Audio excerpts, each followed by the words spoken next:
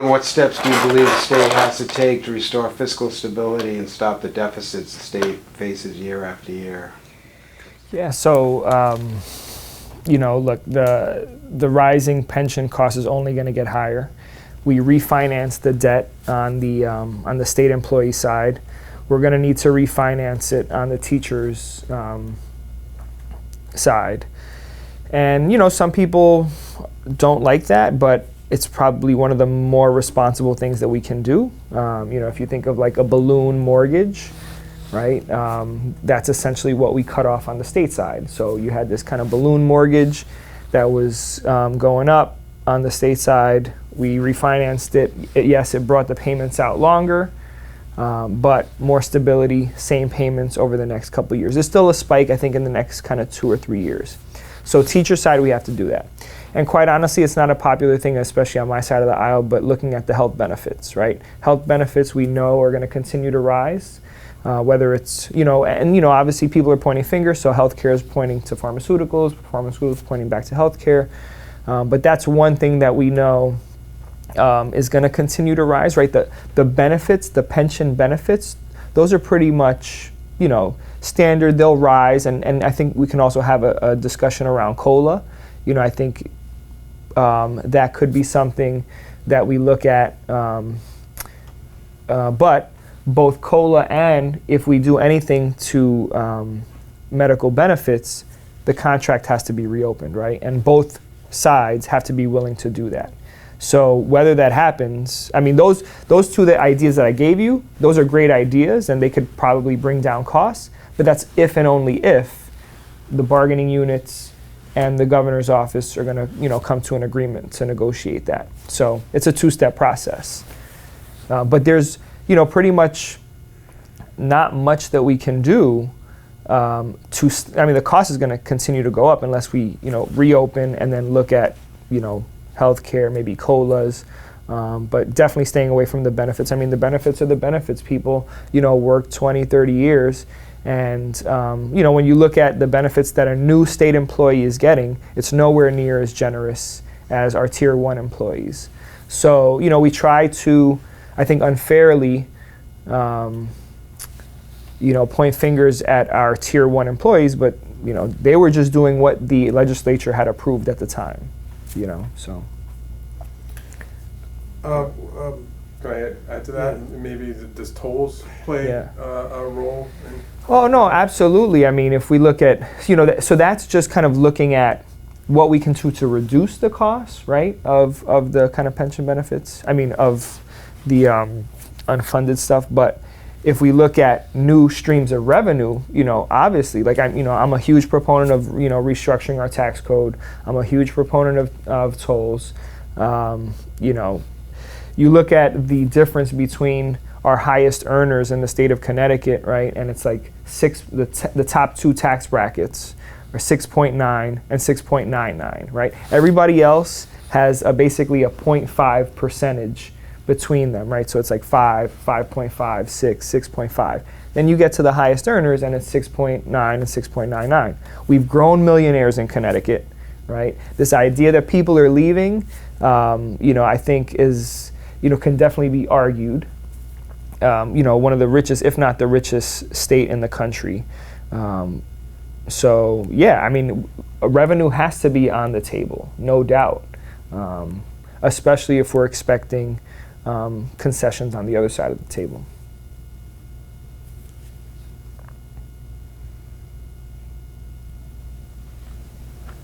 Are you surprised at all the corner hasn't been turned more? You're up there. You did refinance the state pensions. Yep. Did get some considerable concessions, though they are more targeted at the newer hires and the newer tiers. But still, are you surprised that the deficit projections remain as big as they are, given the downsizing of employees, et cetera?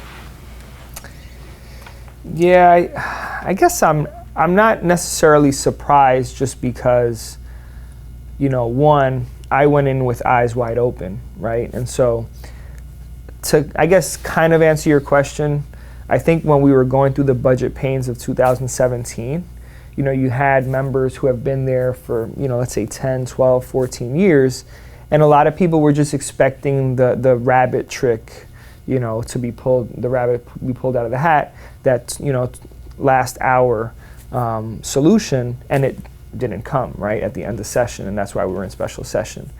So I think that I wasn't surprised, right? And if I look at the situation, I say, okay, yeah, our revenues are not keeping up with spending in some ways. There's this kind of hike that's coming up on the unfunded payments.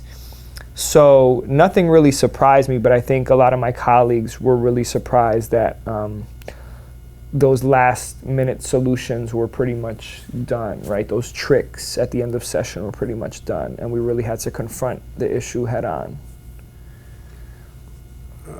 You hear it, Stefanowski says, you don't think I can find 5% waste. You hear it every election, that there's money to be saved there, privatization, et cetera. What's your perspective as to how much might be there just to address the problem in that manner?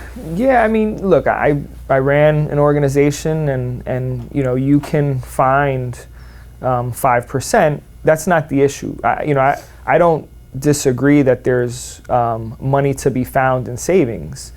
But the real question is, and Stefanowski or Ned, whoever, hasn't really addressed the fact that you can try to talk about 5%, but are you going to get it past both chambers, right? And in a state that has 151 House members and 36 Senate members, you have a lot of little line items that people like, and this is about compromise. Like, public policy is about compromise. And so is there 5%? Probably, in any organization. I don't think the state is immune to finding 5% in savings, any organization. But it's whether or not that 5% is palatable, and can you get it across two chambers? How about job growth? Connecticut has lagged behind the other neighboring states in recovering from the recession. What have you done as a legislator to try to change that and then pick up job growth, and what might be done going forward? So my focus hasn't necessarily been on new jobs. My focus has been making sure that New Londoners get the jobs that exist, right? And so when you look at Electric Boat, you look at who's coming in and taking jobs at Electric Boat, I want to see more New Londoners getting those jobs. Now, no doubt, we need to do things around, workforce development and make sure that New Londoners are ready to step into those roles. And I've had considerable conversations with, HR at EB and some of our supply chain companies, like in EMA, the Eastern Advanced Manufacturing Association. So I've been more focused on making sure that people have access to information. They have access to the workforce development programs that exist that are going to make them competitive for jobs at EB or the new jobs that are going to come at State Pier, whatever it is.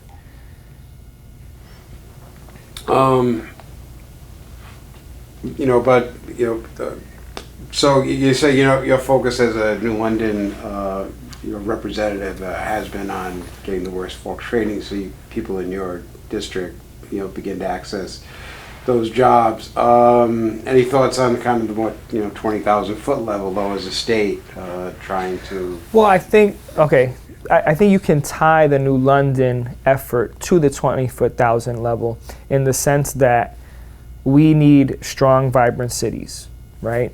And so it was interesting that you had this Commission on Fiscal Stability come out with this report, and when they presented to the appropriations, which I'm on, I said, we know that GE didn't leave because of taxes, right? They made that very clear. GE left because they couldn't find talent, and finally, even Republicans are starting to kind of say it, because at first they wanted to blame GE leaving on taxes.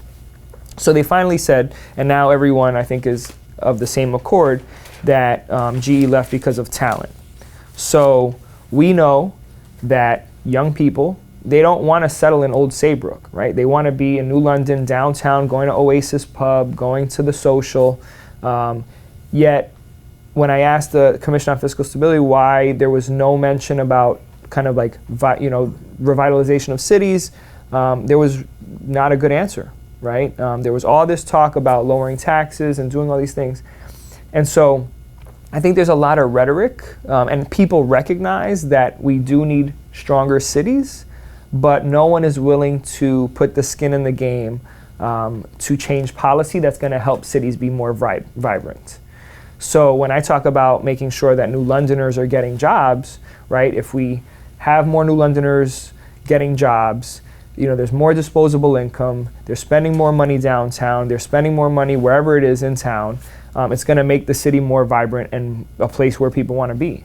So my feeling has always been, and not just because I represent New London, but it's clear, right? GE has told us directly, vibrant, city, a place where, workforce want to be, yet there's no appetite, right, from a lot of people at the Capitol to make the public policy changes that are going to help cities be vibrant. And I have other, little examples about that. When we talk regionalization, when we talk, municipal equity. So there's a bill that I'm working around municipal equity in terms of funding.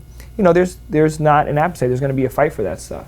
Could you talk about it? Like, what are those? What are those policy changes that might make our cities more vibrant here in Connecticut? So, I was trying to think about it today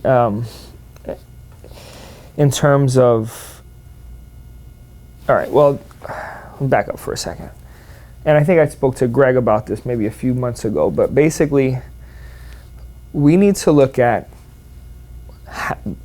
the funding that the state distributes and ensure that it's equitable, right? So one large example of that is the ECS funding formula, right? So, but that's just strictly education funding. And there are mechanisms in the formula, whether it's concentrated poverty, whether it's English language learners, there are mechanisms in the formula to make it more equitable, right? But we haven't really looked at all the other forms of funding to make sure that they're equitable, right? And so, you can look at Town Aid Road, for instance. So let's use that as an example. Town Aid Road, right? The state gives money to towns to fund, to make road and infrastructure improvements. Part of that formula deals with the number of miles in your city, but there's no equity component to it, right? And so 1 mil is a lot more expensive to New Londoners, in a sense, than it is to people in Waterford, right? And so if you are just distributing money, right, equally but not equitably, then New London can't fix certain roads as easily as Waterford or Old Saybrook can. So we need to look at the other funding streams that are coming to cities and towns and make sure that the money is going out equitably. Because again, a mill is a lot more expensive to New Londoners because of our limited tax base than it is to, and I'm not talking about the monetary value, right? I'm talking about how expensive it is to recoup what's lost. And I know that kind of sounds wonky, and I've really been trying to think hard about how to explain it in a way so that way when we put the legislation in, that it's like, it makes sense. And I think people do understand that it makes sense, but I'm trying to figure out a cleaner way to explain it. But basically using ECS as a model in a way, right? We know we have mechanisms that address inequity. We need to use those same mechanisms in anything else that the state distributes to cities and towns, essentially is what it is.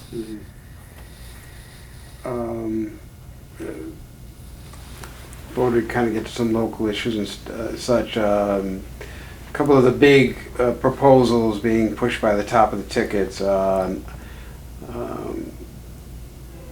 the Republican side. Bob Stefanowski, his big central point of his campaign is tax reduction. In fact, he proposed a gradual reduction and ultimate elimination of the income tax. Do you consider that a realistic and worthwhile goal? I mean, I'm trying to raise the income tax level on the highest earners, so I'm staunchly opposed to trying to eliminate the income tax. It's 50% of our revenue. I mean, this kind of gets into the political side of it, but how are you? I mean, even his colleagues, somebody wrote an article about that recently. David Collins, yeah, asking Republicans. Yeah, exactly. Like, come on, like, be realistic, right? If you want to oppose tolls because it's a new revenue source, like that's a legitimate stance to take. But to come out and say we're going to eliminate half of our revenue stream, and I think he walked it back a little bit after the debate and said, oh, well, after the first 2 years, I'm not going to do anything because I need to see how it's going to work. So basically, you're communicating that you're just doing this to basically get votes because that's a nice soundbite that, maybe Republican and unaffiliated and even Democratic voters want to hear, right? Who doesn't want to hear your taxes are going to be lowered, right? Like, so, yeah. Not talking. You're talking about. You think there should be a willingness to look at increasing the tax rate on the highest income earners, and so that you're not buying into they'll move to another state and we'll lose that income argument. The state fiscal commission that you talked about, they talked about as well lowering that state income tax rate and boosting up the sales tax. Right, regress. I mean, look who was on that board, right? We're talking about like, I mean, I'd love to see what the adjusted gross income of that board was, right? So you're going to propose to lower the income tax and raise the sales tax, which is a regressive tax, right? Because lower income people pay more on a sales tax than higher income people. And we already know, like DRS, the Department of Revenue Services, when they did their tax study a few years ago, that higher income earners pay overall less in taxes than lower income people, right? So, I'm not surprised that the commission came out with that. And again, I challenge the validity of their recommendations because going back to this whole city conversation, if we know that it's strong and vibrant cities that are attracting companies like GE, and they had like an empty recommendation on how to make cities vibrant in Connecticut, then their other recommendations to me are questionable. And we also want to ask everyone about a big item on the Democratic side, and that would be phasing in a $15 an hour minimum wage. Yeah. What do you think about that? Yeah, I think, someone who's making minimum wage doesn't deserve to live in poverty. And so it's more expensive to live in Connecticut. And, if, everything that I've heard so far, and this is anecdotally, I haven't seen data around it, is that the Trump tax cuts are greatly benefiting businesses, right? And we saw some of the big businesses kind of like automatically do bonuses and do things that were, enticing, right? And so if we know, let's give the president the benefit of the doubt, right? If the tax cuts are beneficial to business, and they are especially beneficial right now to the stock market because the stock market is booming. So why wouldn't we raise the minimum wage, right? So then the argument that it's going to increase cost goes out the window, right? Because that's always been the thing, is like, we can't raise minimum wage because, we're gonna cut jobs. But now everybody's talking about businesses booming. And so why wouldn't we raise the minimum wage now? Greg? Well, you mentioned the tolls. You're in favor of having tolls, an added revenue stream for the state. We have a lot of neighboring states going to approving marijuana retail sale. I think Massachusetts is about to open it up this year. Yeah. I don't know if it's coming up again in the legislature, but do you have thoughts on that? Mm-hmm. Whether this is going to happen in the future? I think, contact me on November 7th and I'll tell you what will most likely happen, because that's what's going to tell us the balance in the chambers. What do you mean by that? So, we only had a 4-vote margin in the House. It was a tied Senate. So some of these policy issues, which are tough to get through, didn't make it, specifically tolls and marijuana.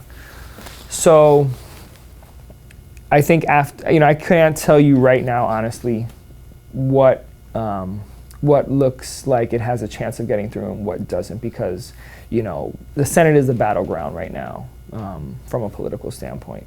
We feel confident that we're going to gain seats in the House.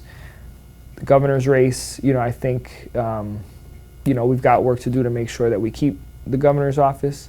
But the Senate is the battleground. It's tied right now, and even 1 or 2 votes can still make things very difficult either way. So, I'm a huge proponent of the legalization of cannabis, but also I approach it from a criminal justice standpoint, right? Like,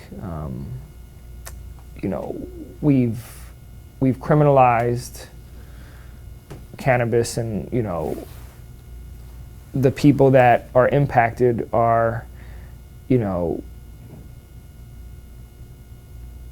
like they're not even at the table right now as we talk about, there's all this conversation around revenue, and I get revenue is important, but what we're trying to do, a handful of legislators are trying to do is say, okay, fine, there's X amount of people, like let's get a number of people who are incarcerated right now because of low-level misdemeanors of marijuana, right?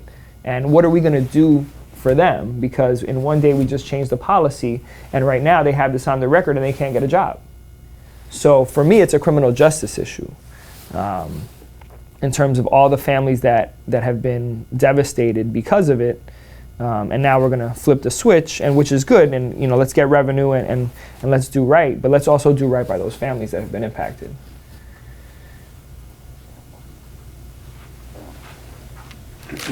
That's another. There's a lot of money recently flowing into the state pier. Yeah. A lot of talk about wind, improvements at the state pier. Do you have a sense of how New London is going to benefit from any of this? I mean, the state is one thing, but we're still waiting to see kind of what's going to happen here. And I don't know if you have any insight on that. Yeah.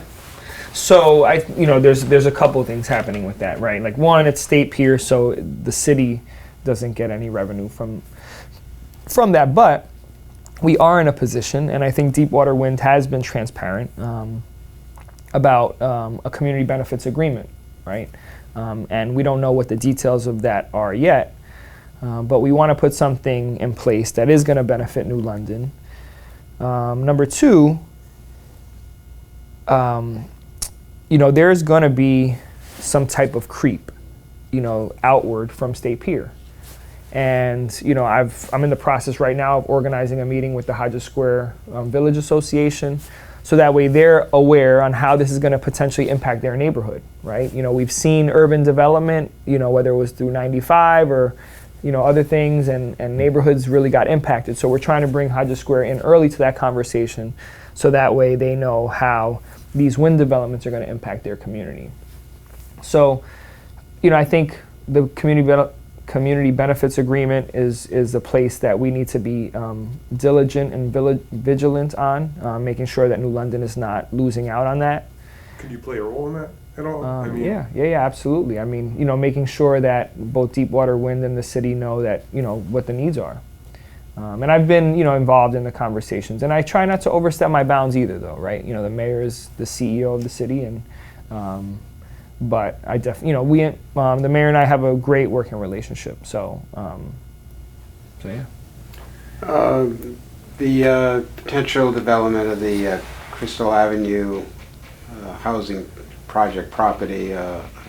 We thankfully had the people moved out. I think most everyone would agree that was a good thing, and now that property is available on the market. Do you have any feelings on whether that should be, the goal should be privately developing that is in connection with what's happening at the pier, or would you be open to the state being a player and expanding its property, but then it would come off the tax rolls? No, I would absolutely not be supporter of the state taking that property. I think we need to, privately developed.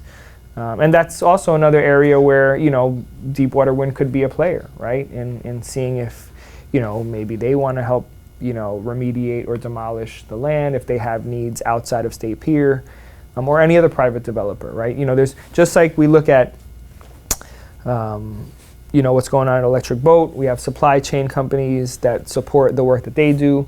I'm pretty much, positive that we're going to have some type of businesses that are supporting the work that's happening on State Pier.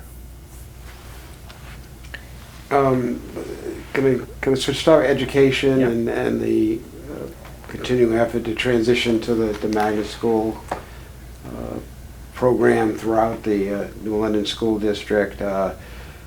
It's kind of a little pressure been taken off because the court case that was sort of demanding change was dismissed by the Supreme Court. And with the financial pressures, any concern in being able to fight to make sure the state maintains a commitment to New London and helps New London see this program to its completion? So, yeah, it's a big question. So Chef aside, right? I think Chef was a blow for us, right? You know, if the Chef side would have prevailed, there would have been an urgency to change the ECS formula, right? Plain and simple. But because we didn't prevail on that side, we basically are still tinkering with the formula, right?